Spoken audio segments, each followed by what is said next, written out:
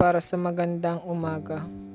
Awit chapter 5 verse 3. Sa umaga, Panginoon, dinirinig mo ang aking tinig. Sa umaga, inihahabilin ko sa iyo ang aking kahilingan at naghihintay ng may pag-asa. Mga Panaghoy chapter 3 verse 22 to 23. Pag-ibig mo, Yahweh, ay hindi nagmamaliw. Kahabagan mo'y walang kapantay.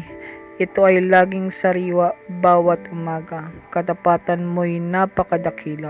Awit chapter 118 verse 24. Ang bawat araw ay biyaya mula sa Diyos.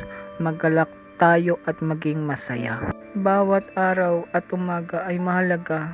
Tanda ito ng bagong buhay at pag-asa. Amen.